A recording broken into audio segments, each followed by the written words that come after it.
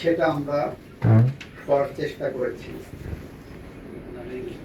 19শে মের ঘটনা, 24শে মের মধ্যে আমরা তদন্ত সম্পন্ন করে চার্জশিট দিতে সক্ষম হয়েছি। 25শে মে থেকে 31শে মে পর্যন্ত সরকারি ছুটি ছিল। আমাদের নিম্ন আদালতগুলো 1 জুন থেকে 15 জুন পর্যন্ত সরকারি ছুটি ছিল। সরকারের পক্ষ থেকে মাননীয় প্রধানমন্ত্রী বলেছিলেন আমরা 1 মাসের মধ্যে বিচার প্রক্রিয়া সম্পন্ন করতে প্রতিশ্রুতিবদ্ধ। আমরা ইতিমধ্যে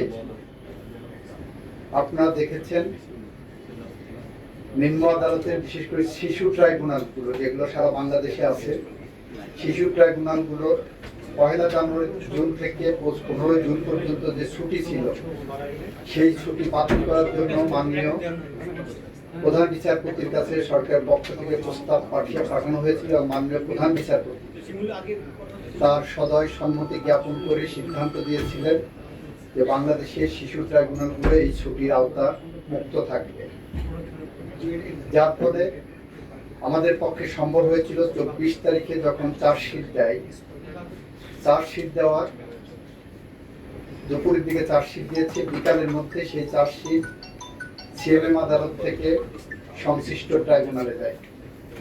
24 তারিখে সংশ্লিষ্ট ট্রাইব্যুনাল আপনার 1 জুন চার্জ ফ্রেমের জন্য দিন ধার্য করেন। এর মধ্যে অন্য কিছু ফর্মালিটিস থাকে, তার একটি হলো আসামি পক্ষ কোনো আইনজীবী যায়নি বা ঢাকা বারের সিদ্ধান্তের কারণে কোনো আইনজীবী আসামি পক্ষের দাঁড়াতে হয়তো সম্মতি দেন।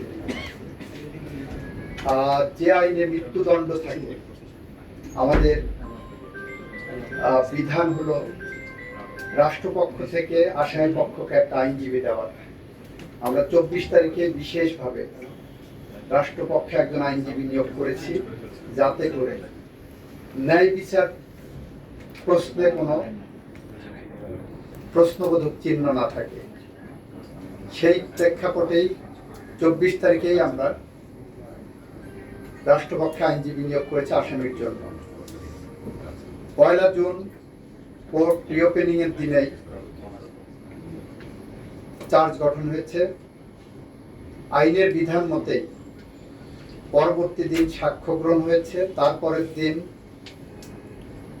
আসামি পক্ষকে 342 ধারায় পরীক্ষা বলে তাদের সাক্ষ্য দেওয়ার সুযোগ আছে, সেই দিন ধার্য হয়েছে। সেখানে আসামি সোহেল রানা নিজে দায় স্বীকার করেছেন। তারপরের দিন আমরা যুক্তিতর্কের জন্য এখানে আদালত রেখেছিলেন। আমরা আমাদের পক্ষ থেকে রাষ্ট্রের পক্ষ থেকে যুক্তিতর্ক উপস্থাপন করেছেন, আসামি পক্ষেও যুক্তিতর্ক উপস্থাপন করেছে। এরপর আজকে রায় হয়েছে। কার্যত 6 কার্য দিবসের মধ্যে আমরা রামিসার মতো এরকম বেদনাদায়ক একটি ঘটনার বিচার করতে সক্ষম হয়েছে। এটা বাংলাদেশের ইতিহাসে প্রথম।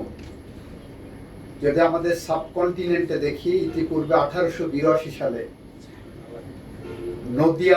নদিয়া সেশনস কোর্ট মুল্লুক চাঁদ নামে এক ভদ্রলোককে তার 9 বছরের শিশু কন্যাকে হত্যার দায়ে একদিনে বিচার কাজ সম্পন্ন করেছিলেন। সেই জায়গা আমাদের এরপরের এত দ্রুত সম্ভব না।